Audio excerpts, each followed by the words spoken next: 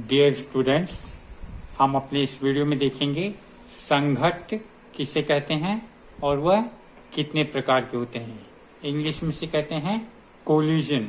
Collision तो संघट्ट मतलब, collision मतलब क्या हो गया, जब आपकी एक वस्तु दूसरे वस्तु से जब टकराती है, आपस में दोनों टकराती हैं, तो वो क्या हो जाता है, उसी को हम कहते हैं संघट्ट कोलिजन। ठीक है, तो इसमें हम देखते हैं अब वह कितने प्रकार के होते हैं। तो पहला प्रकार देखते हैं पूर्णतः प्रत्यास्थ संघट्ट। तो इसमें क्या होता है, इसमें निकाय का रेखीय संवेग एवं गतिज ऊर्जा दोनों संरक्षित रहती हैं। क्या रहती हैं? संरक्षित रहती हैं। तो इसमें हमको इम्पोर्टेंट चीज क्या याद रखने वाली है, देखिए याद रखने से, जैसे कोई पूछेगा संघट्ट किसे कहते हैं, तो संघट्ट का पहला अक्षर क्या है आपका, सा है, और इसमें हमारी आपको याद रखना है शब्द सा से ही है, संरक्षित। सा से संघट्ट और आपका सा से संरक्षित। अब संरक्षित में कौन सी चीजें, दो चीज याद रखना है, रेखीय संवेग और गतिज ऊर्जा। तो अगर आपके दोनों संरक्षित हैं तो आपका पूर्णतः प्रत्यास्थ संघट्ट है। अब देखिए, अब अगर इसमें अगर सिर्फ रेखीय संवेग संरक्षित है जिस पे टिक लगा है और गतिज ऊर्जा संरक्षित नहीं है, तो वो हो जाएगा आपका अप्रत्यास्थ संघट्ट। अब देखते हैं, ये हो गया आपका एक पूर्णतः प्रत्यास्थ और एक अप्रत्यास्थ।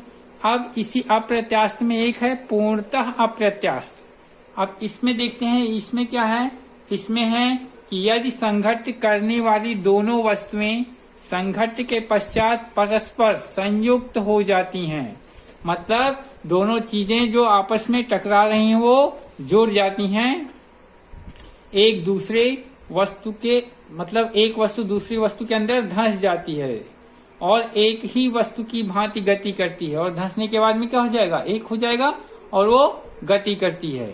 तो अब इसमें देखते हैं जो संयुक्त पिंड है उसका वेग हम कैसे पता लगाएंगे। उसका फॉर्मूला है v is equal to m1u1 plus m2u2 upon m1 plus m2। अब देखते हैं कि उसमें जो गतिज ऊर्जा में हानि डेल्टा के बराबर कैसे पता लगाएंगे, 1/2 m1 m2 upon m1 plus m2 into bracket u1 का स्क्वायर। अब यहाँ m1 m2 क्या है, पिंड जो है आपके दो, उसका द्रव्यमान है। u1 और u2 क्या है, उनके प्रारंभिक वेग हैं। ठीक है, तो इस तरह से हमने देख लिया कि पूर्णतः प्रत्यास्थ किसे कहते हैं, अप्रत्यास्थ किसे कहते हैं, और पूर्णतः अप्रत्यास्थ किसे कहते हैं। आपको याद क्या रखना है, संरक्षित शब्द याद रखना है और रेखीय संवेग और गतिज ऊर्जा। अगर दोनों संरक्षित हैं तो पूर्णतः प्रत्यास्थ है, और अगर एक संरक्षित है सिर्फ रेखीय संवेग तो अप्रत्यास्थ है, और अगर पूर्णतः अप्रत्यास्थ है मतलब एक वस्तु दूसरे वस्तु के अंदर क्या हो गई है, मिल गई है, और वो एक ही वस्तु की भांति गति कर रहे हैं। ठीक, अब इसको समझने के लिए हम एक एग्जांपल देख लेते हैं, उदाहरण देख लेते हैं, जिससे हमको अच्छे से समझ में आ जाएगा। 0.5 kg का एक पिंड 4 मीटर पर सेकंड के वेग से चिकने तल पर गति कर रहा है। यह एक दूसरे 1 kg के स्थित पिंड से टकराता है और वे एक पिंड के रूप में एक साथ गति कर रहे हैं, मतलब दोनों टकराने के बाद में क्या हो गया, एक पिंड बन गया है और वो एक साथ गति कर रहे हैं। आपको क्वेश्चन पूछ रहा है संघट्ट के समय ऊर्जा हानि कितनी हुई है, ऊर्जा ह्रास की गणना कीजिए। तो आप कैसे पता लगाओगे, m1 बराबर क्या है आपका 0.5 kg दिया है, m2 बराबर 1 kg दिया है, u1 आपको दिया है 4 मीटर पर सेकेंड, और u2 क्या है 0, क्योंकि दूसरा वाला पिंड क्या है, देखिए यहाँ स्थित पिंड है, मतलब वो स्थित है, और ये दूसरा वाला जो है 0.5 वाला 1 kg से जाके टकरा रहा है। अब हम यहाँ पे संवेग संरक्षण का नियम लगाते हैं। संवेग संरक्षण के नियम से m1u1 प्लस m2u2 बराबर क्या हो जाएगा, m1 प्लस m2 एक ब्रैकेट में और मल्टीप्लाई बाई v।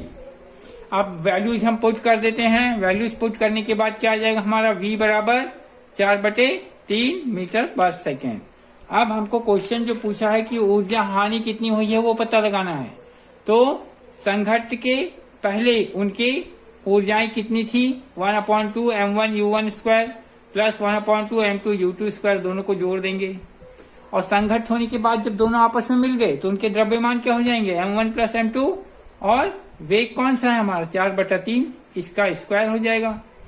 और इसको कैलकुलेट कर लेते हैं। कैलकुलेट करने के बाद में हो जाएगा हमारा 1/2 0.5 multiply by 4 square plus 1 multiply by 0 minus 0.5 plus 1 multiply by 4/3 का होल स्क्वायर। इसको आगे जब फर्दर हम सॉल्व कर लेते हैं तो हमारा आ जाएगा 1/2 इंटू ब्रैकेट 8 माइनस 2.67 और फाइनल आंसर हमारा आएगा 2.67 जूल।